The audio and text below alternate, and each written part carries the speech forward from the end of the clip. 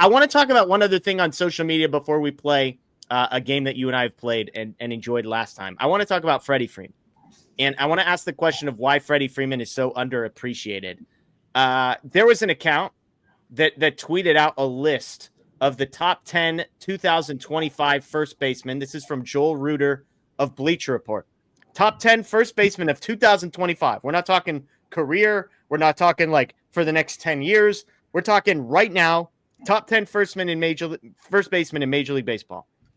I'm going to read you the list, Greg. Pete Alonso, 1. Tyler Soderstrom, 2. Spencer Torkelson, Jonathan Aranda, Michael Busch, shout out Michael Busch, Paul Goldschmidt, Josh Naylor, Bryce Harper, Matt Olson, and Vlad Guerrero Jr. Nowhere on that list was a gentleman by the name of Freddie Freeman, who, in case you were wondering, is currently 6th in all of Major League Baseball in weighted runs created plus. 6th in all baseball, not first baseman. Every player, every position, American League, National League, he is 6th. He's one of only 7 guys who has a 400 OBP and a 600 slug. Help me understand it, Greg. Why does nobody give this guy the respect he deserves? It's because he is just steady. He'll hit you a couple of home runs, but he also just hits a lot of doubles. He's great defensively, and whenever you need a single, he's there for you. He comes up with a big hit when you need him. But I just don't understand it, because did they forget what he did in the World Series just last year? I know that this is for this year, and he started off the year on the IL, right? Like how long did he miss? A couple weeks? Yeah, so the only thing I can think of is if they were like only going by guys who quote unquote qualified, because Freddie Freeman's at 80 plate appearances, which is lower than Aaron Judge's at 140 for context.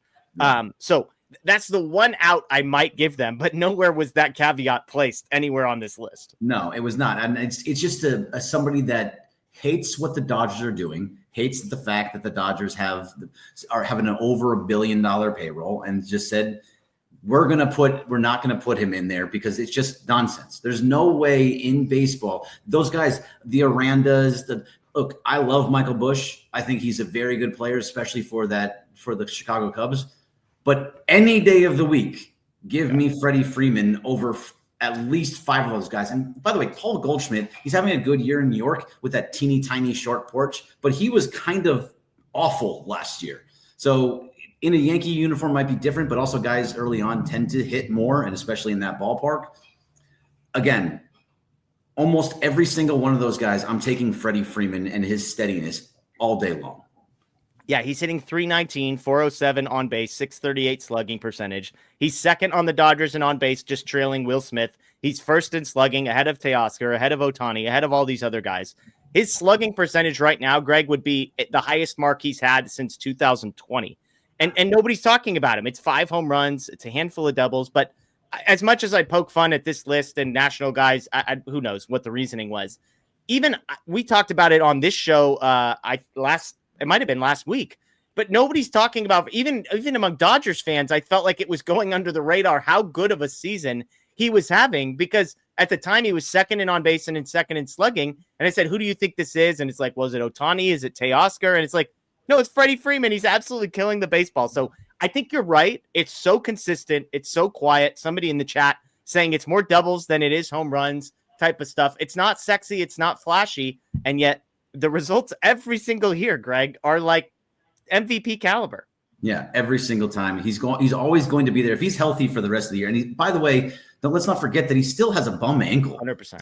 He's playing on a bum ankle, and he's still getting doubles, and he's still, sliding into bases. There's a lot of things that he's doing very, very well. Freddie, it's almost nonsense that he's not on that list.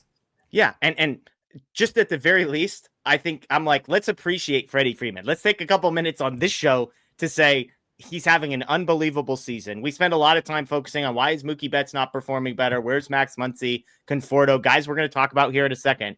Sometimes I want this show to be about pausing and saying, who's freaking awesome right now is Freddie Freeman. And maybe Will Smith next time deserves that because he's been awesome sort of quietly as well. But it's just, he's a 183 weighted runs created plus. Again, 300, 400, 600 is the slash line. And to your point, he's not even healthy. He's playing on a bum ankle and he's missed some time. Right. No matter what, in Dodger lore, he's going to get a statue. It's going to be of him raising his bat in the air, and it's going to be amazing. So whoever Joel Reuter is, fine. Feel how you want to feel. You're wrong and just fully wrong. If you gave that to somebody, a respected baseball guy like Jeff Passan or Buster Olney, they would laugh in Joel Reuter's face. Yeah. Pete Alonso's off to a great year. Pete Alonso's one of the guys with the higher weighted runs created plus, and he's obviously played a bunch more games. So if you want to put Freddie Freeman on this list, he can't be. I mean, third would be the absolute floor to me, and I think I'd have a hard time being convinced he's not second. There is one other first baseman, randomly enough, that's higher than he is in weighted runs created plus, Pavin Smith, who's also not even on the top 10. And if we're talking 2025, what are we doing? So shout out to Freddie Freeman. Keep being awesome. Get Joel Reuter.